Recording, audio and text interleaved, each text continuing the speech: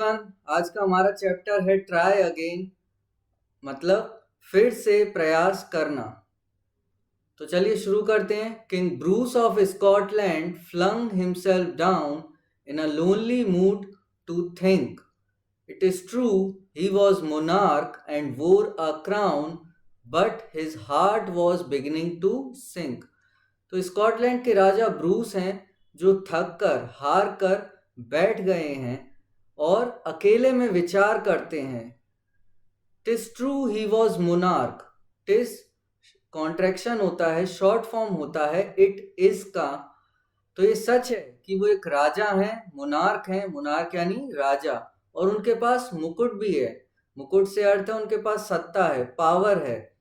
But his heart was beginning to sink, लेकिन उनका मन फिर भी उदासी से भरा हुआ है, वो फिर भी निराश हैं। For he had been trying to do a great deed to make his people glad. तो वो अपने लोगों के लिए कुछ अच्छे काम करने चाहते हैं। डीड यानी काम। तो अपने लोगों के लिए कुछ अच्छा काम करना चाहते हैं जिससे उनके लोगों को खुशी मिले, उनके लोग उन पर गर्व कर सकें। He had tried and tried but could not succeed, and so he became quite sad. उन्होंने बार बार कई बार प्रयास किए, लेकिन हर बार असफलता ही उनके हाथ लगी, और यही कारण है कि वो उदास हैं। He flung himself down in low despair, as grieved as man could be. वो इतना ज्यादा निराशा में डूब चुके हैं कि वो अपने लोएस्ट पॉइंट पर हैं। लो डिस्पेयर, डिस्पेयर यानी होपलेसनेस, निराशा। तो निराशा में इतना डूब चुके हैं कि वो थक कर बैठ गए हैं। फ्लंग का मतलब होता है ड्रॉप करना, गिरा देना। तो यहाँ पर वो थक कर बैठ गए हैं, निराशा में डूब चुके हैं। As grieved as man could be, वो इतने ज्यादा उदास हैं जितना कोई व्यक्ति हो सकता है, यानी कि बहुत ज्यादा निराश हैं। And after a while he pondered there, I will give it all up said he. और कुछ देर विचार करने के बाद वो ये फैसला करते हैं कि वो अब ये सब छोड़ देंगे, वो अपने सपनों का पीछा करना छोड़ देंगे। Now just at that moment, a spider dropped with its silken filmy clue. लेकिन उसी समय क्या होता है, एक मकड़ी नीचे गिरती है, जमीन पर आकर गिरती है, जो कि अपने रेशमी और पतले धागे से लटकी हुई थी। फिल्मी क्लू का मतलब है पतला, बहुत महीन, और सिल्कन का मतलब रेशमी। तो जो उसका रेशमी और पतला धागा था उससे लटकी हुई थी, और उसी समय नीचे आकर गिरती है। And the king in the midst of his thinking stopped to see what the spider would do. अब राजा उस समय अपनी गहरी सोच में डूबे हुए थे, अचानक रुक जाते हैं और अपनी सोच से बाहर आते हैं, और मकड़ी को देखकर सोचते हैं कि अब वो क्या करेगी। It was a long way up to the ceiling dome, and it hung by a rope so fine. तो राजा क्या देखते हैं कि जो उसका घर है वो छत के बहुत पास है, यानी छत के पास है, काफी ऊपर है। And it hung by a rope so fine, और वो एक इतने पतले धागे से लटकी हुई है, और उसका घर इतना ऊपर है, that how it would get to its cobweb home. तो वो कैसे इतने पतले धागे, इतने नाजुक धागे के सहारे इतना ऊपर पहुंचेगी। King Bruce could not divine. तो किंग ब्रूस, जो राजा ब्रूस हैं, वो ये समझ नहीं पा रहे हैं कि वो इतने पतले धागे के सहारे वहां तक कैसे पहुंचेगी। अब आगे चलते हैं। Began to cling and crawl straight up with strong endeavor, but down it came with a slippery sprawl as near to the ground as ever. तो मकड़ी ने गिरने के बाद क्या किया, उसने फिर से उसी धागे को कसकर पकड़ा और एक बार फिर से पूरे जोश के साथ चढ़ाई शुरू करी। क्लिंग यानी कसकर पकड़ना, और क्रॉल यानी रेंगती हुई मकड़ी फिर से ऊपर की तरफ चढ़ती है। स्ट्रॉन्ग एंडिएवर यानी पूरे जोश के साथ, स्ट्रॉन्ग एफर्ट उसने लगाया, पूरी ताकत लगाई और चढ़ाई शुरू करी। But down it came with a slippery sprawl, as near to the ground as ever. लेकिन क्या हुआ, इस बार भी उसे सफलता प्राप्त नहीं हुई और वो फिसलती हुई जमीन पर आ गिरी जहां से उसने शुरू किया था। स्प्रॉल यानी गिरना, fall. Up it ran, not a seconds to stay, to utter the least complaint. वो गिरने के बाद फिर से बिना रुके, बिना थके और बिना कोई शिकायत किए फिर से चढ़ाई शुरू करती है। Till it fell still lower and there it lay a little dizzy and faint. तो वो क्या करती है, फिर से चढ़ाई शुरू करती है लेकिन फिर से नीचे आ गिरती है। और इस बार उसके साथ क्या हुआ कि जब वो ऊपर से गिरी तो उसका थोड़ा सिर चकरा रहा है, उसे थोड़ा डिजीनेस फील हो रही है, यानी कि वो थोड़ा कंफ्यूज हो गई है, उसका सिर घूम रहा है, चक्कर आ रहा है। एंड फेंट, शायद बेहोश भी हो रही है वो या हो गई है। Its head grew steady, again it went and travelled a half yard higher.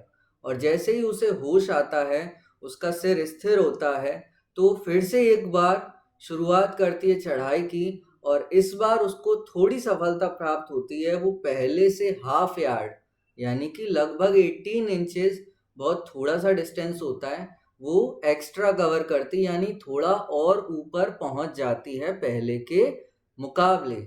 It was a delicate thread it had to tread and a road where its feet would tire. जिस धागे से वो लटक कर चढ़ रही है वो बहुत ही नाजुक है, डेलिकेट है, जिससे उसको चढ़ना है, जिसके सहारे उसे चढ़ना है। और रास्ता, जो रास्ता उसको तय करना है, वो उसके छोटे छोटे पैरों के लिए बहुत ही थका देने वाला है। Again it fail and swung below, यानी कि वो फिर से गिर पड़ती है और झूलती रह जाती है उसी धागे के सहारे।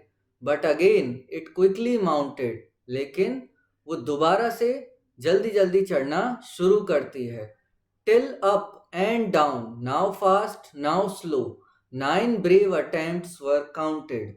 तो क्या हुआ, वो कभी ऊपर कभी नीचे, कभी तेज तो कभी धीमे, ऐसे करते हुए उसने 9 बार कोशिशें करी। 9 ब्रेव अटेम्प्ट्स उसने किए जो किंग ने काउंट करे, यानी कि 9 बार उसने पूरी ताकत के साथ कोशिशें करी, लेकिन हर बार उसके असफलता ही हाथ लगी।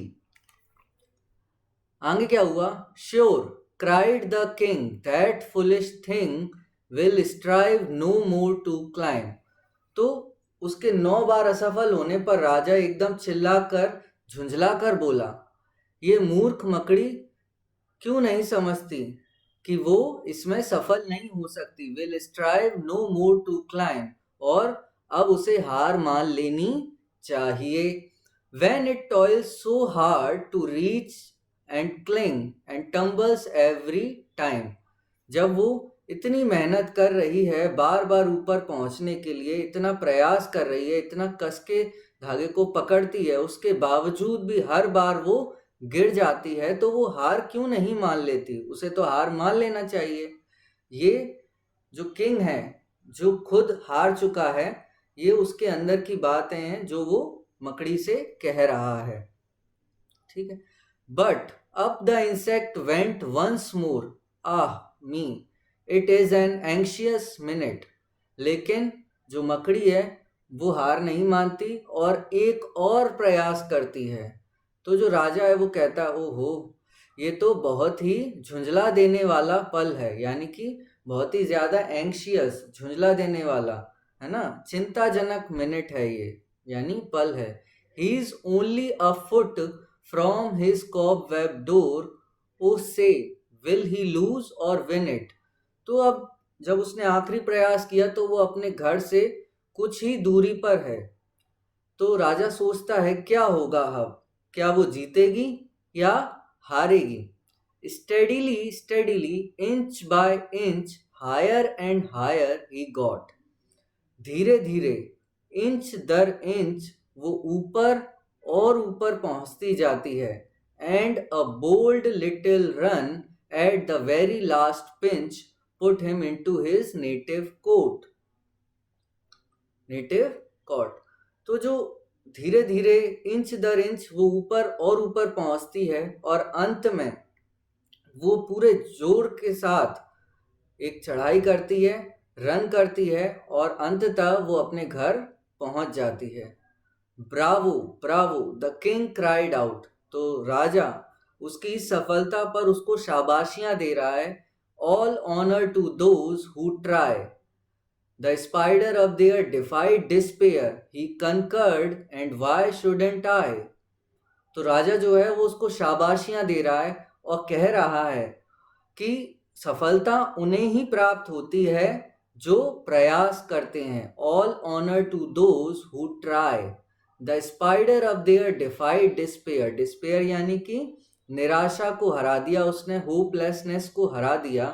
तो जो एक छोटी सी मकड़ी है उसने निराशा को हरा दिया और जीत प्राप्त करी, सफलता प्राप्त करी। तो मैं ऐसा क्यों नहीं कर सकता।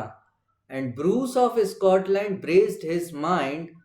और फिर क्या हुआ, जो राजा था ब्रूस, उसने सोचा और अपने मन को मजबूत किया और उसने ठान लिया कि अब वो भी एक प्रयास करेगा। And gossips tell the tale that he tried once more as he tried before and that time did not fail. और जो लोग हैं वो अब दूसरों को उसकी कहानियां सुनाते हैं कि राजा ने कैसे एक बार फिर प्रयास किया, जैसे उसने पहले भी कई बार किया था, लेकिन इस बार उसे सफलता मिली और वो सफल हो गया अपने काम में। तो इसी के साथ हमारा चैप्टर खत्म होता है।